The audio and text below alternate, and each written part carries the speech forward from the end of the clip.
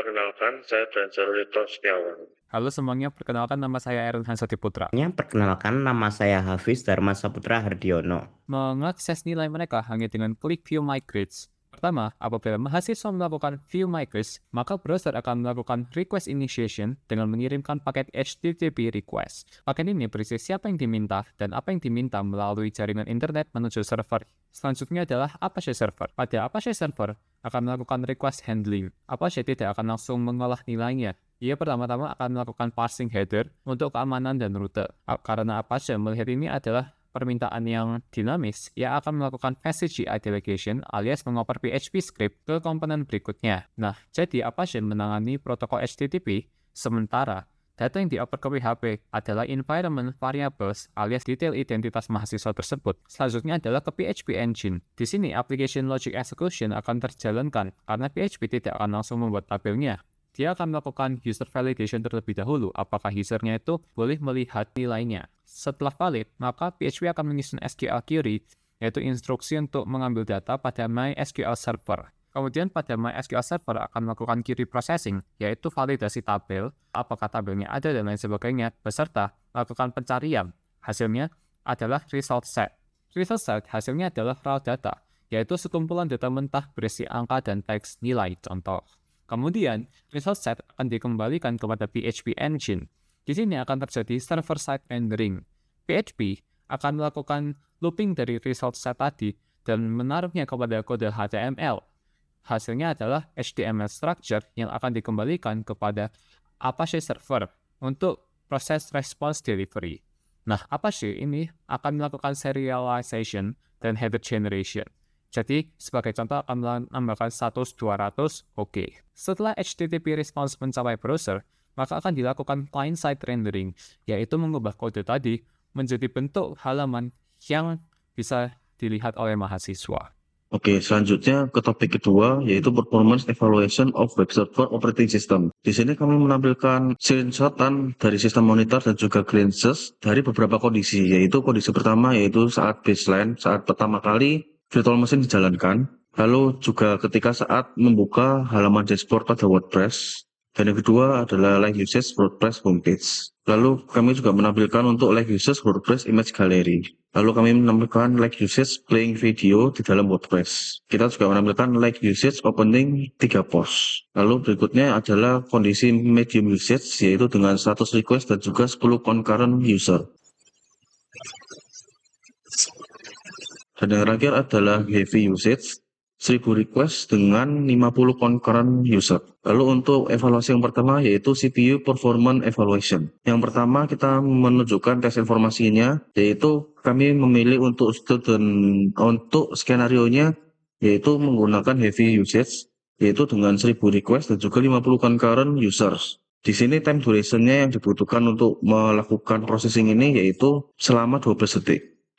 Dan ini adalah CPU metric collected yang kami dapatkan, yaitu dengan user CPU di 63,3%, sistem CPU 35,1%, I/O weight di 0%, dan di idle 0,5%.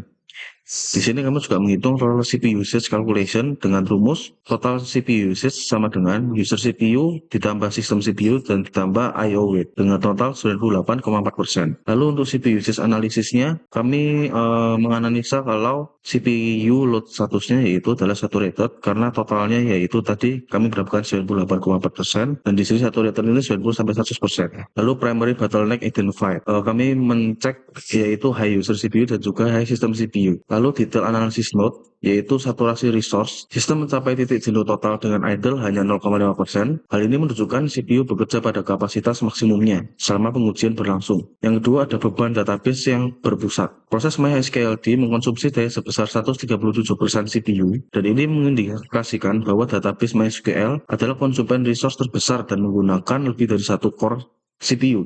secara insentif untuk memproses query dari 50 pengguna bersamaan. Yang ketiga ada intensitas context switching. Terdapat angka pada variabel CTX SW sebesar 20k atau 20.000. Tiga angka ini itu menyebabkan sistem CPU melonjak ke 35,1% karena kernel OS dipaksa melakukan penjadwalan ulang secara masif untuk menangani antrean proses yang sangat banyak dalam waktu singkat. Yang keempat ada load average. Angka load average 1 menit berada pada di 6,45. Karena sistem memiliki 6 core, angka di atas 6 menunjukkan bahwa antrean proses sudah mulai melebihi kemampuan pemrosesan real-time hardware. Lalu selanjutnya ada perbandingan dengan kondisi baseline. Yang pertama, dengan kondisi awal, CPU usage-nya hanya 3,1%, dan ketika melakukan heavy usage, CPU usage-nya menjadi 96,6%. Di sini kita bisa melihat bahwa perbedaannya yaitu sebanyak 93,5%. Di sini terjadi kenaikan penggunaan resource CPU yang sangat signifikan saat berpindah dari kondisi idle ke heavy usage. Hal ini menunjukkan bahwa aplikasi WordPress dengan 50 concurrent user memberikan tekanan yang sangat besar pada arsitektur sistem saat ini. Lalu untuk rekomendasinya yaitu dengan pertama vertical scaling, yaitu dengan menambah alokasi vCPU pada virtual machine untuk membantu mendistribusikan beban context switching dan menurunkan angka sistem CPU. Yang kedua yaitu optimisasi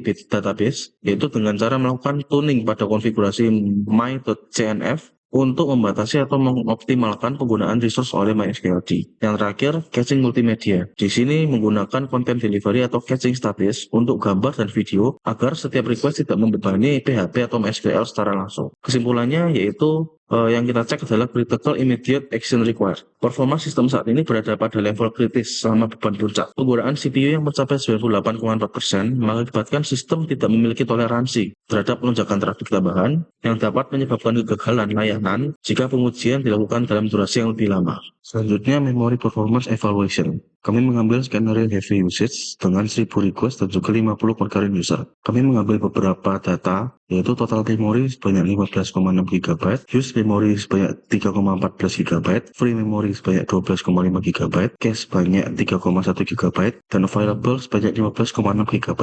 Lalu swap usage yaitu dengan total 4 GB dan swap use sebanyak 0 byte. Lalu memory utilization calculation dengan kalkulasi pertama yaitu memory utilization dengan hasil 20,13%, available percentage dengan hasil 100%, swap utilization sebanyak 0%. Lalu memory pressure analysis yaitu dengan pressure level low di bawah 5% karena hanya terpakai 20,1%. Lalu no space being used, sistem tidak melakukan swapping karena RAM masih sangat mencukupi. Lalu memory pattern observed yaitu stabil. Penggunaan memori meningkat saat benchmark dimulai, namun tetap konstan di kisaran 3,14 GB tanpa adanya kebocoran memori. Lalu ada penggunaan memori yang sangat sehat. Kenaikan kapasitas cache dari 2,3 GB menjadi 3,1 GB menunjukkan bahwa OS secara efisien menggunakan sisa RAM untuk menyimpan data gambar dan video WordPress agar akses berikutnya lebih cepat. Lalu perbandingan dengan baseline, yaitu yang pertama baseline memory usage-nya 1,89 GB dan current memory usage sebanyak 3,14 GB. Baseline swap usage sebanyak 0 byte dan current swap usage sebanyak 0 byte juga. Lalu perubahan yang terjadi yaitu sebanyak 1,25 GB. Itu meningkat dari penggunaan memori saat beban berat. Peningkatan sebesar 1,25 GB ini dialokasikan untuk menjalankan layanan database MySQL yang intensif dan menampung cache dan data website. Sistem masih memiliki ruang sisa RAM yang sangat luas, yaitu sebanyak 12,5 GB. Selanjutnya, root cause analysis. Primary memory issue identified. No significant issue detected. Memory is healthy. Penjelasannya yaitu adalah ketersediaan RAM sebesar 15,6 GB sangat memadai untuk skenario 50 user. Bottleneck sistem, kalian murni berada di CPU, bukan di memori. Lalu rekomendasi yaitu pertama optimisasi MySQL cache. Karena RAM masih sangat banyak yang menganggur, bisa meningkatkan alokasi enough buffer pool size pada MySQL untuk mempercepat database. Lalu yang kedua dengan RAM disk opsional untuk mempercepat akses gambar video yang lebih instan. Sisa RAM yang besar bisa digunakan sebagai RAM disk untuk penyimpanan file sementara. Pengurangan alokasi VM untuk efisiensi sumber daya host. Alokasi RAM VM bisa dikurangi ke 8 GB karena penggunaan penggunaan maksimal hanya di angka 3,14 GB, sehingga sisa RAM bisa dibutuhkan untuk kebutuhan khusus lainnya. Kesimpulannya yang pertama adalah overall memory assessment. Memory performance is acceptable. Priority level low priority. Performa memori selama pengujian heavy usage berada pada tingkat yang sangat baik dengan utilisasi hanya 20,1%. Tidak ada penggunaan swap yang terdeteksi yang menandakan titik adanya tekanan pada memori atau memory pressure. Fokus perbaikan sistem sebaiknya dialihkan ke optimasi CPU yang telah mencapai 98,4%. Sementara memori saat ini sudah lebih dari cukup untuk menangani beban kerja tersebut. Sekarang saya akan menjelaskan mengenai disk performance evaluation yang dilakukan. Menggunakan skenario test heavy usage dengan 1000 request dan 50 concurrent users dengan durasi 12,269 detik dengan type solid state drive. Untuk matrix yang ada di sini, read speednya 0, write speednya 0,13 Mbps. Untuk IOPS itu yang total 6 operation per second di dalam drive pertamanya. I/O weight-nya 0%, latency 28 ms. Untuk QDEF low request, untuk disk utilization low percentage. Untuk comparison against expected performance, di mana performance SSD tersebut itu terdapat performa yang lebih rendah daripada yang diekspektasikan. Karena kecepatan tulis itu hanya sebesar 132,7 GB per second dan kecepatan baca hanya 0. Expectednya 200 sampai 500 Mbps. Juga dari IOPS-nya itu sebenarnya di atas 10.000, namun di sini hanya 6. Rendahnya performa ini disebabkan oleh CPU yang sangat jenuh, tidak sempat mengirimkan lebih banyak instruksi I/O ke disk. Namun dilihat secara performa disknya analisis itu sendiri, I/O weight statusnya healthy, disk utilization-nya itu normal, dan ada access pattern-nya mixed, sequential, dan juga random. Untuk primary bottleneck, tidak ada bottleneck detected.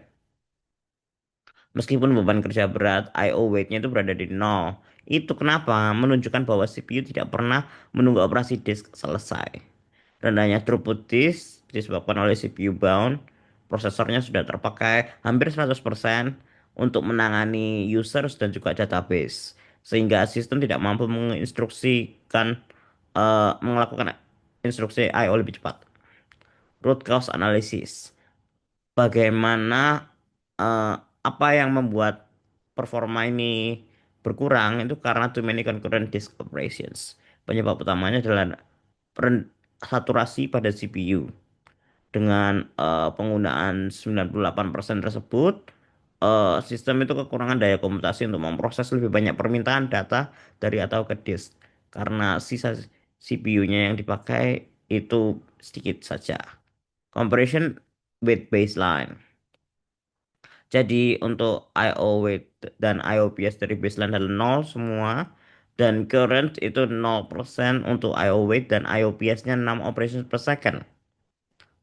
Untuk difference-nya memang hanya pada di IOPS 6 operations per second. Tidak ada perubahan pada I/O weight karena beban kerja tertahan di level prosesor CPU bound.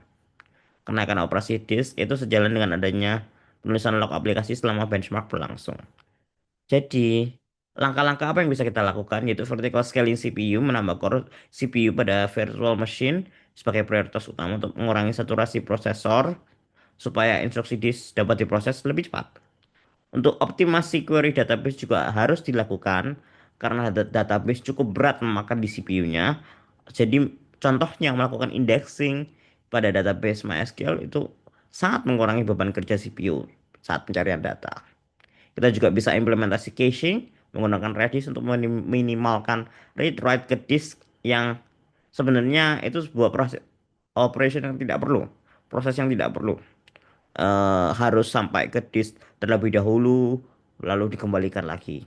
Itu ada beberapa proses yang tidak memerlukan hal itu. Upgrade SSD. Jika beban kerja I/O meningkat setelah CPU di-upgrade, penggunaan SSD fisik akan membantu menurunkan latensi dari 28 ms ke kurang dari 1 ms. Expected improvement-nya bisa kita lihat kalau sequential speed yang normal di atas 200 Mbps, random IOPS-nya di atas 10.000 dengan SSD, namun totalnya seharusnya karena kan ini 6 ini totalnya. totalnya itu seharusnya lebih besar lagi. Latency di bawah 0,2 millisecond. Untuk I/O weight-nya tetap 0 dengan efisiensi CPU lebih baik lagi. Overall disk I/O assessment performanya acceptable dan berdasarkan analisis menyeluruh ini saat ini masih dikategorikan aman karena I/O weight tetap di 0%. Tapi penyebab I/O weight ini 0% itu karena gejala CPU saturation. Sehingga ini menyebabkan tidak bisa memanfaatkan performa disk secara maksimal. Priority levelnya sangat high untuk menambah sumber daya CPU supaya optim, optimal untuk penggunaan disknya. Dan kita juga bisa mengoptimalkan database sebagai cara-cara rekomendasi yang tadi untuk menghilangkan hambatan pada level komputasi. Sekarang saya akan menjelaskan mengenai network performance evaluation dengan skenario test every usage dengan 1000 request dan 50 concurrent users dengan connection type localhost atau virtual loopback. Bandwidth maksimalnya 1000 Mbps, kapasitas maksimal kartu jaringan virtual, standar VNIC, throughput 21,2 Mbps, traffic actual, lalu average latency 28 ms, lalu packet loss 0%, active connections 1179 count, yaitu jumlah thread aktif selama proses benchmark, error rate 0, network error, retransmission 0 count, packets resent. Untuk network utilization calculations, bagaimana menghitungnya? Yaitu throughput dibagi max bandwidth dikali 100%, 21,2 Mbps bagi 1000 Mbps kali 100%, yaitu 2,12%. Available capacity, max bandwidth di minus throughput. 1000 minus 21,2, 978,8 Mbps. Untuk utilization status, tergolong good. Untuk latency assessment, tergolong good juga karena masih di 28 ms. Packet loss assessment, good karena di bawah 1%. Throughput versus bandwidth analysis. Throughput much lower than bandwidth. Application atau server limited. Jadi, meskipun kita bisa simpulkan, sistem ini saat ini sedang melayani 1000 permintaan, tetapi beban jaringan sangat rendah. Hal ini mengonfirmasi bahwa infrastruktur jaringan bukan merupakan penghambat. Rendahnya throughput dibandingkan bandwidth ini disebabkan oleh CPU saturation lagi. Server tidak mampu mengirimkan data lebih banyak karena prosesor sudah maksimal memproses logika aplikasi. Untuk primary network issue identification, no significant network issues detected. Performa jaringan sangat stabil karena pengujian dilakukan secara lokal. Latensi meningkat sedikit dari 12 ms ke 8 ms, namun hal ini disebabkan oleh antrean proses pada CPU daripada gangguan jalur komunikasi data.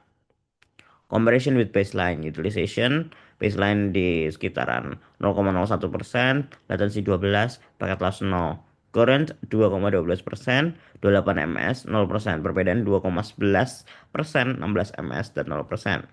Terjadi kenaikan penggunaan throughput pada antar muka loopback dari tingkat minimal menjadi 10,6 Mbps RxTX untuk melayani permintaan HTTP massal. Kenaikan latensi wajar mengingat beban kerja CPU yang tadi cukup tinggi, sangat tinggi. Rekomendasi, optimasi aplikasi. Karena jaringan tidak bermasalah, fokus utama harus pada kode PHP dan query database untuk mempercepat pengiriman data ke buffer jaringan. Monitoring eksternal. Jika sistem diakses dari luar virtual machine, disarankan melakukan pengujian ulang untuk melihat pengaruh bandwidth jaringan fisik yang sebenarnya. Conclusion, secara keseluruhan performa jaringan berada dalam kondisi yang sangat sehat dan utilisasi hanya 2,12% dan paket loss 0%. Sistem jaringan memiliki kapasitas sisa yang sangat-sangat luas. Kenaikan latensi 28 ms masih dalam batas normal untuk lingkungan virtualisasi dan hasil ini memperkuat kesimpulan sebelumnya bahwa hambatan utama performa bukan terletak pada jaringan, melainkan pada kapasitas pemrosesan CPU dengan priority level low.